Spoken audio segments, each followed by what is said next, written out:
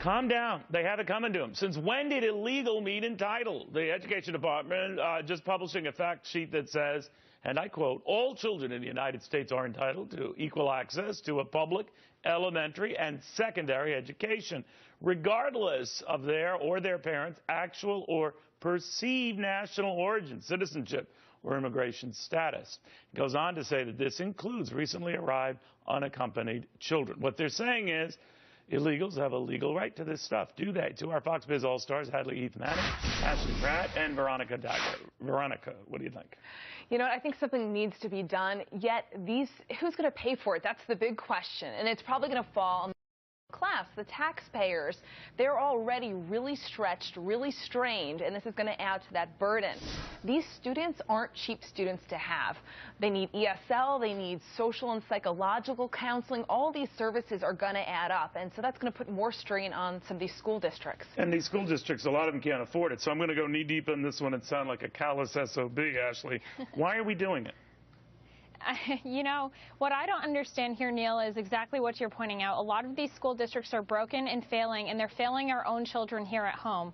So why is it that now we're going to open the doors to our schools to illegal immigrants who are here in this country, who are going to take now opportunities away from our students that are here in these already failing school systems? And I can't for the life of me understand why we think that this is a good idea rather than addressing the problem. And to say that they're entitled to an education, I'm sorry, but our own students here shouldn't even be entitled to it. It should be something that's an opportunity that's given to them, and we're not even addressing that. And that some, cities, for instance, these opportunities aren't even available for our own kids. So why is it that now, again, we're opening the doors for this? Well, I think the timing of this announcement of the Education is sort of like a Tony Soprano reminder, Hadley, if you don't mind my quoting my favorite show, just in case you guys think that this isn't the law of the land, it's going to be the law of the land, and don't even think about not enrolling these kids.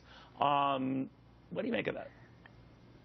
This issue, like so many other issues, Neil, surrounding the immigration issue, just illustrates how badly we need a long-term, consistent, and clear immigration policy, because the reason we require schooling for American children and offer public schooling options is because we believe that our society is better off when other people can read, write, and do basic arithmetic. I know that, but why, when did this extend to people who are here illegally? Because once ingrained in the system, it's very hard to extract them from the system or the country, for that matter. Exactly. So the question becomes, is the long-term plan for these children? Are they going to stay in the United States and become assimilated and have a path to citizenship, or are they going to be returned to their home countries? Because we can't keep bumping from crisis to crisis on immigration. We need a long-term, certain plan so that not just American businesses, but American society can know what to expect. Where is this going, you think, Rob? At this point, Veronica, all we know is that the bill is going to be hefty, and it's increasing by the moment because there are a lot of issues with a lot of these illegal kids who are here.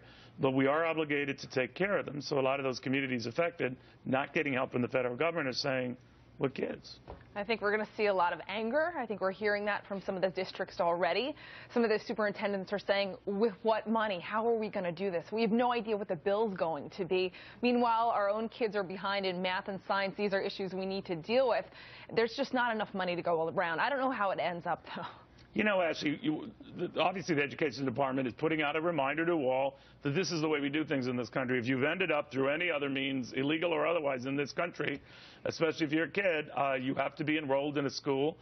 The argument could be that, enrolled in schools, they're less of a danger and they're less of a threat. I don't know. But that is part of the argument here, that it will be more cost-productive longer term to get them educated and get them up to speed, even if it means eventually we're going to be telling them to go. What do you make of that? I think that there needs to be more studies done on it. I mean, you have the NSF who are calling for robots to be created that, we've talked about on this show previously, that will speak English as a second language and teach our kids to do that. So maybe we can stick robots on this problem and spend more government money, right? But at the same time, you have to realize here, this is completely unfair for those that are coming here legally. And I have talked with many people who have come to this country legally who have struggled for at least 10 to 15 years, paying thousands of their own dollars out of pocket to try to become a legal citizen of this great country. And this is a travesty to see what's happening now across our border. So to allow our students to come here, it's taking opportunities away from kids who have come here legally, one, and two, the kids that are already here. All right. Well, Joe Biden says there are kids now. So maybe he's right. Maybe he's right here. All right. Well, do any of you remember these warnings? If they haven't paid a premium, remember, are they really enrollees? Technically, no. I would always question how many of them paid. Wouldn't that be a bit disingenuous to include them in that total if they have not paid?